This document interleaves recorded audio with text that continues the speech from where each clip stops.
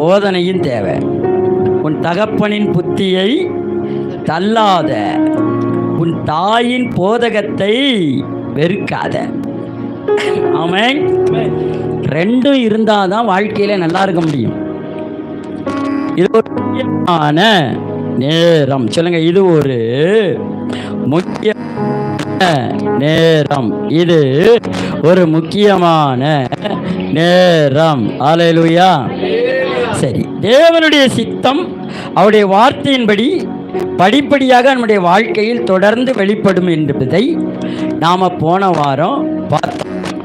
அது என்ன பார்த்தோம்? இந்த உலகம் நம்மை அழுத்தத்துக்குள் கொண்டு செல்லுகிறது. இப்படிப்பட்ட வாழ்க்கையை அநேகர் தேடுவதால் அவர்களுக்கு தேவனின் சித்தம் வெளிப்படுவது இல்லை. நமக்கு இன்னைக்கு சங்கீதத்தில் ஒரு புத்தி கிடைச்சிச்சு. என்ன புத்தி? கர்த்தர் 3 வருஷமா என்ன இல்லாம இருந்தது? 3 வருஷமா தண்ணி இல்லாம இருந்தது.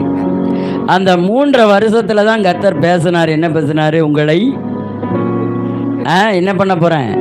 தீயையும் தண்ணீரையும் கடந்து வந்தீர்கள், உங்களை செழிப்பான இடத்திற்கு நான் கொண்டு போக போகிறேன். எங்க கொண்டு போறேன்?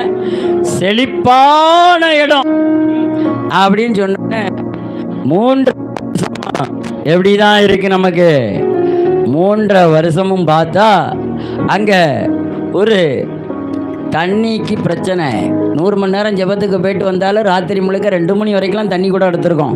சும்மா இல்லை, மாறி மாறி நாங்கள் 2 பேரும் என்ன பண்ணுவோம்? அந்த பிள்ளைங்க ராத்திரி 10 மணிக்கு மேலே ரோட்டுக்குள்ளே அங்கிட்டு இங்கிட்டு ஓடிக்கிட்டு விளையாண்டுக்கிட்டு இருக்கும்போது நான் சில ஜெபத்துக்கு போயிட்டு வருவேன். வீட்டம்மா சொல்லுவா தண்ணி எடுக்கணுமேன்னு.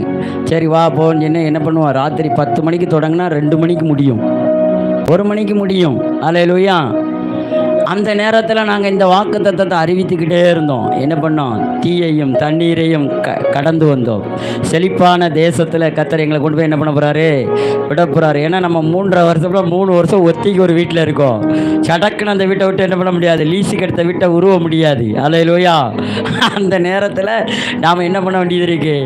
இந்த வார்த்தையை ஆமேன் சொல்ல சொல்ல சொல்ல சொல்ல கர்த்தர் நமக்கு கிரியை செய்தார். அல்லேலூயா. அப்போ நீங்கள் நல்லா தெரிஞ்சுக்கிடணும், தேவனுடைய சித்தம் படிப்படியாக வெளிப்படும். அப்போ அடுத்த ஒரு வீட்டை மாறும்போது அங்கே என்ன பண்ணாங்கன்னா தண்ணி வரும். அந்த வீட்டில் என்ன சொன்னாங்கன்னா இங்கே ஒரு ஒழுக்கு தண்ணி எப்பொழுதுமே இருக்கும்.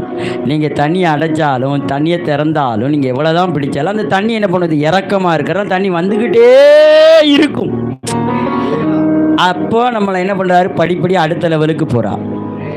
அப்போ தேவனுடைய சித்தத்தின்படி நடக்கிறவர்கள் படிப்படியாக நடப்பார்கள், படிப்படியாக மேலே உயர்வார்கள். அல்லேலூயா.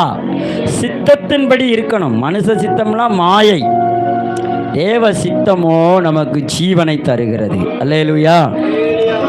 தேவ சித்தத்தை விட்டு போட்டுட்டு நாம் வேற என்னலாமா என்ன பண்ணக்கூடாது?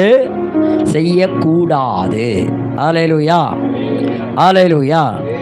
2 கொரிந்தியர் 4ஆம் அதிகாரத்தில் 16-17 வசனம் என்ன சொல்லுதுன்னா, ஆனபடினாலே நாங்கள் சோர்ந்து போவது இல்லை.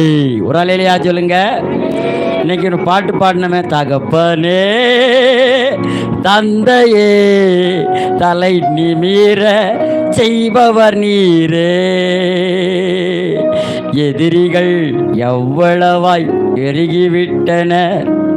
எவ்வளவாய் எதிரி, எவ்வளவாய் எதிர்த்து எழுந்தவர் எத்தனையோ பேர்.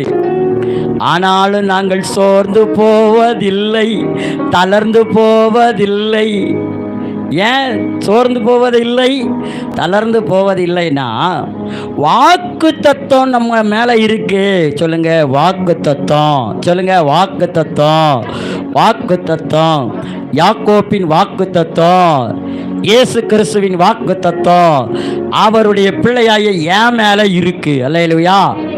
இந்த வாக்கு தத்தத்தை குறித்து நீங்க சோர்ந்து போக கூடாதுன்னு ஏன் இங்க பவுல் சொல்றாருன்னா, ஆனபடினாலே நாங்கள் சோர்ந்து போவது இல்லை. நாங்கள் என்ன பண்ணுவது இல்லை? தேவ சித்தத்தில் இருக்கிற தம்பி, அருமையான ஐயா, அருமையான சகோதரி, அருமையான சகோதரர்களே, தேவ